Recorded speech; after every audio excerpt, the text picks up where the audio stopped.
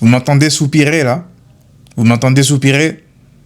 Là, j'ai la fumée qui sort de mon nez. Limite, vous savez comme dans les cartoons là, lorsque t'as la tête rouge. J'étais sur le point de venir vous dire ici que c'était le pire match du Barça en Ligue des Champions cette saison, mais en fait, c'est le pire match du Barça cette saison, tout simplement. Pas de Ligue des Champions, toute compétition confondue cette saison, c'est le pire match. Y a pas pire. Ce match qui vient de nous pondre là, ce soir. Alors, déjà, bien sûr, on va fêter la qualification. Depuis 2019, t'as pas été en demi-finale de Ligue des Champions. Faut pas non plus le mettre sous le tapis et juste passer dessus en mode ça y est, faut que la contre-performance prenne le dessus par rapport à ça. Faut en parler. Le Barça être en demi-finale, c'est positif. Maintenant, faut quand même parler de ce qui s'est passé ce soir, les amis. Et vous inquiétez pas, hein, comme je l'ai dit, je vais pas mettre sous le tapis, ça y est, le fait que le Barça soit en demi-finale. On va juste se poser pour parler de tout ça en détail. La première chose à laquelle je m'attendais, c'était un scénario de match dans lequel Dortmund allait jouer à 100% sa vie. Il n'avait plus rien à perdre de toute façon. Lorsque tu es dans un scénario comme ça, où toi, tu as un score à préserver, en fait, c'est là surtout mon problème, en fait. C'est là mon problème. Mon premier problème, c'est là. Dortmund, ils n'ont plus rien à perdre. Toi, t'es arrivé en mode, t'as un score à préserver, mais t'es pas venu en mode, j'ai envie de gagner ce match, comme j'ai entendu Hansi Flick le dire en conférence de presse avant le match, comme j'ai entendu les joueurs le dire à la fin du match, lors du match aller, qu'ils veulent venir gagner à Dortmund, et ce n'est pas ce que j'ai vu. Et j'espère ce soir que Hansi Flick va tous les rassembler et les tabasser un par un. Parce que moi, l'impression que j'ai eue dès le coup d'envoi de ce match, c'est que ce Barça-là, en tout cas cette équipe qui a été alignée, était venue gérer un score. Tu peux pas leur en vouloir en vrai de vrai. Lorsque tu t'assois, tu réfléchis un peu, tu peux pas leur en vouloir lorsque tu sais que tu as enchaîné beaucoup de matchs, que la fatigue peut être là, que tu dois encore jouer en Liga samedi, de gérer en fait une avance de 4 buts. Tu vas pas leur demander d'attaquer à tout va. Moi, je ne demandais pas au Barça d'attaquer à tout va. Faut pas non plus être totalement fou et penser que à 4-0 ils vont venir tambour battant et mettre de l'intensité folle dès le début du match. C'était à Dortmund de le faire. Par contre, le Barça a été beaucoup trop à l'aise. Ils ont été beaucoup trop à l'aise. Moi, je pense que Flick, si il aligne, je veux dire, une équipe aussi solide, parce qu'il faut le dire aussi, hein, il y a eu que Pedri. Certes, c'est pas rien, hein, on va pas minimiser l'absence de Pedri, la blessure de Baldé et l'absence de Inigo. Leurs 3 absences ont pesé durant ce match, on va pas se mentir, mais c'est plus un problème pour moi d'attitude. J'ai l'impression qu'ils sont pas venus en fait gérer le match, ils sont venus en mode on est déjà qualifié. Parce qu'il y a une différence entre vouloir gérer un match et penser que tu es déjà qualifié. Parce que ce qu'ils ont dit avant le match de ce soir et ce qu'ils ont fait, ce n'est absolument pas la même chose. Parce que venir dire que non, on va venir respecter cette équipe de Dortmund et jouer à fond comme si le match, on n'avait pas gagné le match aller, c'est pas ce qu'ils ont fait. Ils sont venus en mode, on est déjà qualifié. Et Dortmund t'a rappelé que t'étais pas qualifié. C'est quand Dortmund t'a rappelé que t'étais pas qualifié, par séquence, t'as essayé de jouer un peu. C'est pas normal. C'est pas normal qu'après avoir eu une avance de 4-0, que tu sois là, à l'agonie, à avoir peur après un triplé de Guirassy, de te dire « Ah, est-ce qu'ils vont le faire ou pas ?» C'est pas normal. Ce n'est pas normal. Les vieux démons, ils ont failli revenir. Heureusement que là, ça passe. À vouloir trop gérer, ils ont joué à se faire peur. Et attention, ça, c'est comme un wake-up call, ça. Je préfère d'ailleurs que ça arrive dans ce contexte-là, de cette manière-là, maintenant. Parce que si ça arrive face à une équipe encore plus tueuse, peut-être que là, à jouer justement le fait d'être trop à l'aise, ben, tu peux te faire éliminer sur un malentendu, hein. Donc j'espère que ces gamins-là, tous ces gens-là, ces joueurs qui sont là, ils vont se remettre en question ce soir et se dire tout le monde nous voit comme l'équipe imbattable. D'ailleurs, cette série d'invincibilité, je suis content qu'elle soit terminée maintenant. Parce que plus une série, elle dure, on le sait, mais plus il y a des chances qu'elle s'arrête au bout d'un moment. Donc là, elle s'est arrêtée. Ça y est, faut arrêter de nous bassiner avec ça. La seule équipe invaincue en 2025, c'est impossible, ça, une équipe qui ne perd pas. Donc je préfère que cette défaite, elle arrive dans ce contexte maintenant, parce que tu as trop pris ce match à la légère. Vraiment trop. Dans les attitudes, il faut revoir plein de choses. Au-delà des attitudes, je suis désolé, mais la qualité technique ce soir de Rafinha, même de Yamal ce soir, Yamal, qui rate des passes, pas dans le bon tempo, un peu comme ce match, il me semble que c'était contre qui, à domicile, contre le Betis, je crois. J'ai revu un peu le même Yamal. Après, voilà, Dortmund, ils ont mis l'intensité, ils l'ont pas laissé respirer, mais c'est plus dans le choix, encore une fois. Mais Lamine, il a beaucoup de passes, d'accord, cette saison, tout comme Rafinha d'ailleurs. Mais je suis désolé, Rafinha, lorsqu'il se retrouve comme ça, seul, avec une belle déviation de Lewandowski dans la profondeur, frère, il m'a rappelé le Rafinha des 2 dernières saisons avec le Barça. C'est-à-dire que tu as 1 milliard de temps pour faire ce que tu veux, tu as un boulevard pour aller sur un face-à-face, et tu te fais rattraper par le gros bébé qui est sous le... Sérieusement, Rafinha, la conduite de balle, c'est une conduite de balle de criminel, cette conduite de balle-là. Elle m'a rappelé le Rafinha que je n'aimais pas voir durant ces dernières années. Tu additionnes ça à un manque de maîtrise au milieu, le milieu Frenkie de Jong, Gavi, Fermin Lopez, franchement, il n'a pas été au niveau.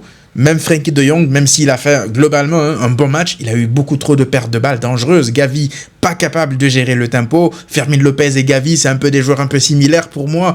C'est toujours dans l'intensité, pas beaucoup dans le contrôle, et ils ont perdu énormément de ballons. Et Fermin Lopez, il rate en plus une grosse occasion de vraiment... Ça y est, de calmer les ardeurs de Dortmund. On ne marque pas les occasions qu'on a, et derrière, forcément, lorsque tu ne marques pas, ben, tu te mets en difficulté. Donc j'espère que ce match-là, c'est une sorte de piqûre de rappel. Si tu dois aller au bout, rien ne te sera donné sur un plateau d'argent. Tu dois aller chercher tes victoires, tu dois mériter ce que tu vas chercher. Il n'y a que le Real Madrid qui joue mal et qui passe tout le temps. Nous, le Barça, quand on joue mal, quand on est là à faire les zouaves sur le terrain, on se fait souvent punir. Donc c'est un avertissement, je suis content que cet avertissement, il arrive maintenant.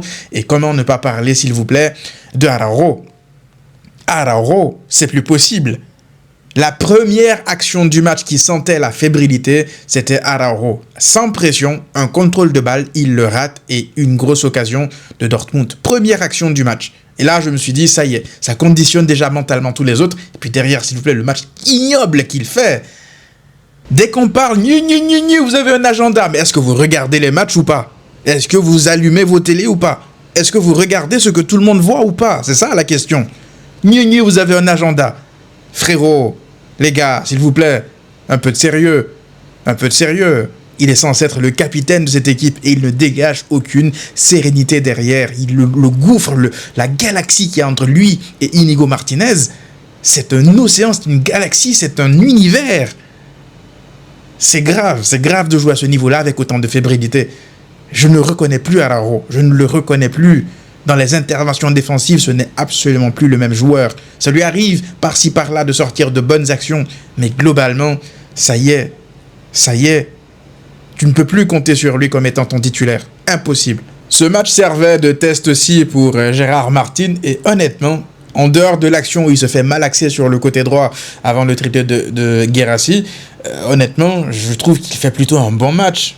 Franchement, je trouve qu'il se débrouille même plutôt pas mal dans un stade compliqué, hostile, avec des attaquants très rapides aussi, dribbleurs et tout. Voilà, je trouve qu'il a tenu son match. Il s'est fait éliminer une fois et ça me restera toujours dans le coin de la tête. Je me dis que si, à chaque fois en fait, qu'il va vraiment rencontrer un gros attaquant, dribbleur, rapide et tout, il va se faire mélanger quand il n'aura pas d'aide. Donc j'espère que Inigo Martinez sera là pour l'épauler. On verra cette expérimentation lors des prochains matchs de Liga pour préparer justement la finale de la Coupe du Roi face au Real Madrid.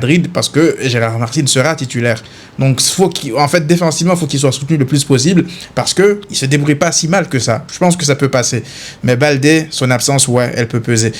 Pedri est rentré, il a rappelé qui il est. Franchement, il a calmé les ardeurs de Dortmund jusqu'à l'occasion de Rafinha, que Rafinha, lui aussi... C'est toujours comme ça. On a des occasions, on ne les met pas au fond. Lorsque tu as besoin de te rassurer, tu ne les mets pas au fond et derrière, tu te rends le match compliqué. C'est le même scénario à chaque fois que ça a mal pour le Barça. Bref, Rafinha, un match aussi à oublier. Franchement, 0 pointé. Maintenant, ce qu'il faut retenir par rapport à tout ça, après avoir dit tout ça, c'est que le Barça est qualifié. Oui, le Barça est qualifié en demi-finale de Ligue des Champions et on s'attendait tous à un match compliqué, mais pas un match où tu te fais peur. Moi, j'arrive pas à avaler cette pilule-là, honnêtement. De me dire que je me suis fait peur à Dortmund alors que tu as gagné 4-0 à l'aller, j'arrive pas à l'avaler. Maintenant, je savais que ça aurait été un match compliqué. Dortmund, Signal Iduna Park, on le sait, c'est un stade chaud bouillant. C'est une équipe qui ne perd pas là-bas, vraiment, qui ne perd pas là-bas en Ligue des Champions depuis je sais plus combien d'années. Ils ont rappelé pourquoi ils ont été finalistes au titre de Ligue des Champions, pourquoi est-ce qu'en Ligue des Champions, ils n'ont plus perdu dans ce stade depuis des années. La dernière fois qu'ils ont perdu, c'est quand le Barça était venu gagner là-bas lors de la phase de Ligue. Donc, ouais, faut pas non plus aller dans l'alarmisme, être extrême dans les avis et dire ça y est, on va perdre tous les trophées restants. Ça, c'est une sorte de piqûre de rappel que si tu ne prends pas les matchs du bon bout, de manière concentrée, vraiment faire les choses comme il faut, ben, tu n'as rien gagné encore, hein, à part une Super Coupe d'Espagne. Donc, c'est une sorte de rappel. Maintenant, faut pas non plus oublier que c'est un match retour. Les deux équipes sont dans des contextes mental différents. On l'a vu aussi, le PSG qui s'est fait énormément peur face à Aston Villa, qui était, eux, pour le coup, à un but de se faire égaliser, aller en prolongation, alors que tout le monde disait que le Barça, le PSG sont injouables. Ça arrive des matchs comme ça. La maturité, elle peut aussi passer par là. De te rappeler que tu es capable de redevenir cette équipe capable de choc.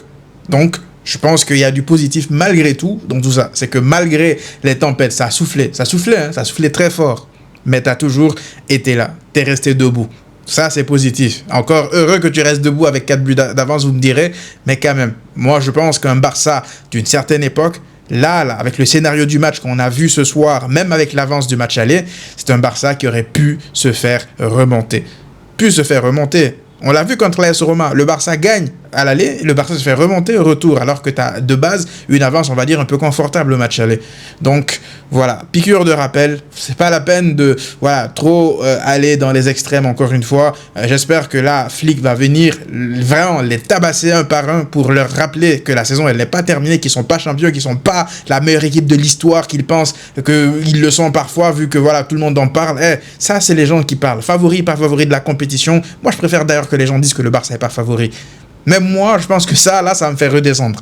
En tant que supporter, j'étais là le matin à dire « Ouais, non, ce Barça-là m'a rendu tellement confiant que je pense qu'ils vont venir gagner ce match-là. » Même moi, ils m'ont rappelé « doucement, d'accord? Doucement, calme-toi. Doucement, bozo. » Voilà les amis, donc dites-moi vous, qu'est-ce que vous en avez pensé dans les commentaires. On se retrouve très rapidement pour une prochaine vidéo. D'ici là, prenez tous soin de vous et à très vite.